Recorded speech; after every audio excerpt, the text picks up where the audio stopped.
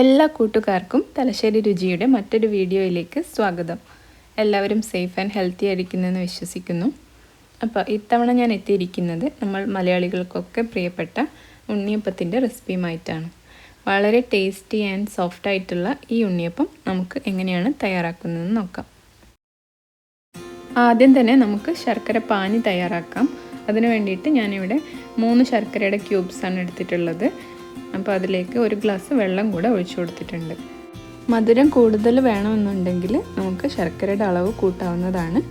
അപ്പോൾ ഇനി ഇത് വേഗത്തിൽ അലിയാനായിട്ട് അടച്ചു വെച്ചിട്ട് 5 മിനിറ്റ് നേരം വെക്കാം. 5 മിനിറ്റ് ആയിട്ടുണ്ട്. ഇനി ഇത് തുറന്ന് നോക്കാം. കണ്ടില്ലേ, നമ്മുടെ ശർക്കരയൊക്കെ നന്നായിട്ട് അലിഞ്ഞിട്ടുണ്ട്. ഇത് ജസ്റ്റ് ഒന്ന് അലിഞ്ഞ് കിട്ടിയാൽ മതി. 1 സ്ട്രിങ് കൺസിസ്റ്റൻസി ഒന്നും ആവേണ്ട ആവശ്യമില്ല. ഇനി തീ ഓഫ് ചെയ്തിട്ട് നമുക്കിത് മാറ്റി വയ്ക്കാം. ഉണ്ണിയപ്പത്തിന് വേണ്ടിയിട്ട് ഞാനിവിടെ 2 കപ്പ് പച്ചരിയാണ് എടുത്തിട്ടുള്ളത്. നന്നായിട്ട് കഴുകിയതിന് ശേഷം 4 മണിക്കൂറോളം വെള്ളത്തിൽ കുതിർത്തെടുത്ത് ഊറ്റി വെച്ചതാണിത്. ഇതിൻ്റെ കൂടെ അരയ്ക്കാനായിട്ട് നമ്മൾ നേരത്തെ തയ്യാറാക്കി വെച്ചിരിക്കുന്ന ശർക്കര പാനി ഞാൻ ഇളം ചൂടോട് കൂടി അരിച്ചെടുത്തിട്ടുണ്ട്.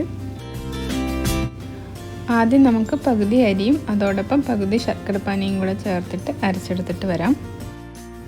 അരച്ചെടുക്കുമ്പോൾ നമ്മുടെ ബാറ്റർ ഒരുപാട് ലൂസാവാൻ പാടില്ല. അരച്ചെടുത്ത മാവ് ഒരു ബൗളിലേക്ക് മാറ്റാം.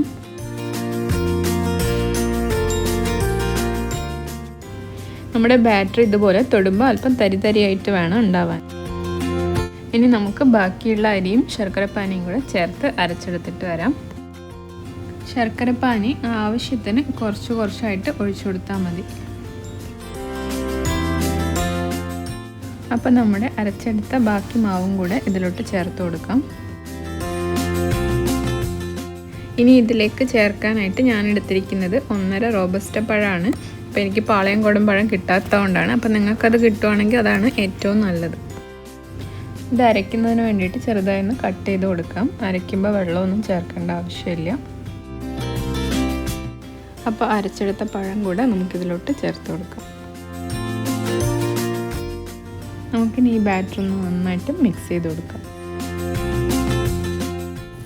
ഇനി ഇതിലേക്ക് 1 ടീസ്പൂൺ ഏലക്കാപ്പൊടി, അതായത് ഒരു 4 ഏലക്ക പഞ്ചസാര ചേർത്ത് പൊടിച്ചതിട്ട് കൊടുക്കാം. ഇനി ഇതിലേക്ക് ഒരല്പം ഉപ്പ് കൂടെ ചേർത്ത് കൊടുക്കാം. എപ്പോഴും മധുരമുള്ള ഐറ്റംസ് ഉണ്ടാക്കുമ്പോൾ നമ്മൾ ഉപ്പ് ചേർക്കാറുണ്ടല്ലോ. പിന്നെ ഇതിലേക്ക് വേണ്ടത് 3 ടേബിൾ സ്പൂൺ മൈദയാണ്. മൈദ ചേർക്കുമ്പോൾ നമ്മുടെ മാവ് അല്പം കൂടെ സോഫ്റ്റ് ആയിട്ടുണ്ടാവും. നന്നായിട്ട് ഇനി ഇളക്കി കൊടുക്കാം.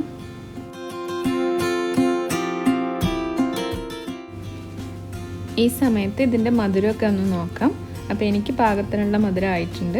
നിങ്ങൾക്ക് കുറച്ചുകൂടെ മധുരം വേണമെന്നുണ്ടെങ്കിൽ ഒരല്പം പഞ്ചസാരയോ അല്ലെങ്കിൽ ശർക്കര പാനിയോ ചേർക്കാവുന്നതാണ്.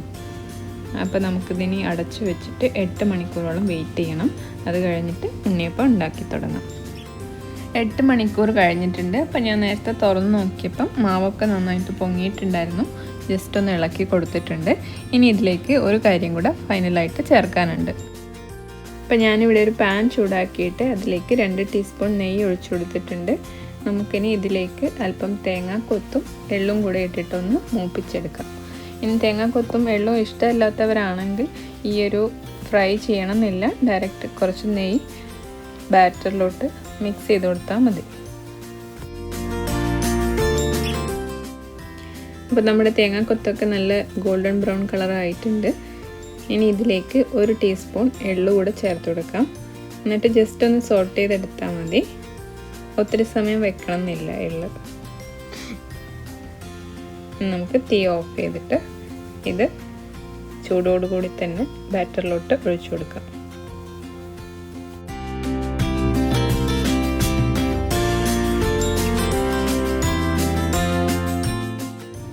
ഇനി ഇത് നന്നായിട്ടൊന്ന് മിക്സ് ചെയ്ത് കൊടുക്കാം. അപ്പോൾ നമ്മുടെ ബാറ്റർ റെഡി ആയിട്ടുണ്ട്. ഇനി നമുക്ക് ഉണ്ണിയപ്പം ഉണ്ടാക്കാനായിട്ട് തുടങ്ങാം. അപ്പോൾ ഈ വെയ്റ്റ്ലെസ് ആയ ഉണ്ണിയപ്പച്ചട്ടിയാണ് എൻ്റെ കയ്യിലുള്ളത്. നാട്ടിലൊക്കെ ആയിരുന്നെങ്കിൽ അമ്മയൊക്കെ ഉണ്ടാക്കുന്നത് നല്ല നാടൻ ഇരുമ്പിൻ്റെ ഉണ്ണിയപ്പച്ചട്ടിയിലാണ്. ഇതിൽ ഒരേ സമയം 12 എണ്ണം നമുക്ക് ഉണ്ടാക്കിയെടുക്കാൻ പറ്റും.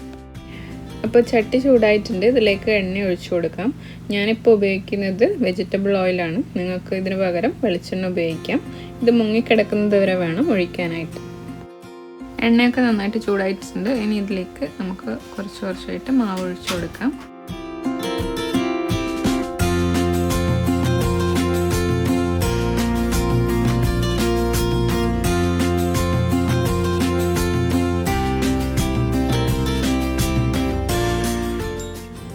അല്പസമയം കഴിഞ്ഞിട്ടുണ്ട്. നമുക്കിനി ഇത് ഒരു സ്ക്യൂർ ഉപയോഗിച്ചിട്ട് മറിച്ചിട്ട് കൊടുക്കാം.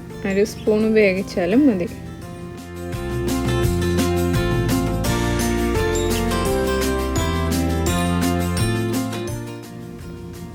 അപ്പോൾ 2 സൈഡും ബ്രൗണിഷ് കളർ ആവുന്നത് വരെ നമുക്ക് ഇടയ്ക്കിടയ്ക്ക് ഇതുപോലെ തിരിച്ചും മറിച്ചും ഇട്ട് കൊടുക്കാം.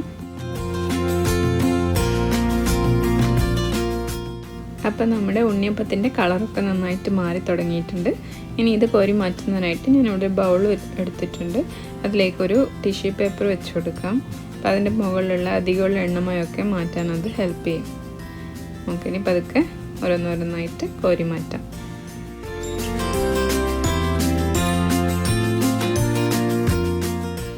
അപ്പോൾ ആദ്യത്തെ ഉണ്ണിയപ്പ കുട്ടന്മാരൊക്കെ എണ്ണയിൽ കുളിച്ച് കയറിയിട്ടുണ്ട്. രണ്ടാമത്തെ ബാച്ച് ഒഴിച്ചു കൊടുക്കുകയാണ്.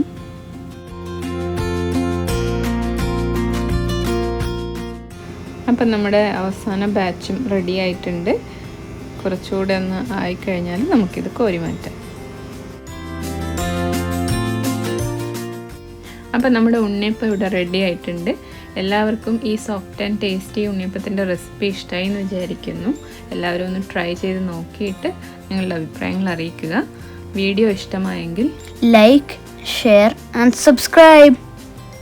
ഓക്കെ, അപ്പം നമ്മൾ മറ്റൊരു ടേസ്റ്റി റെസിപ്പിയുമായി അടുത്ത വീഡിയോയിൽ കാണുന്നത് വരെ ടേക്ക് കെയർ ആൻഡ് ബൈ.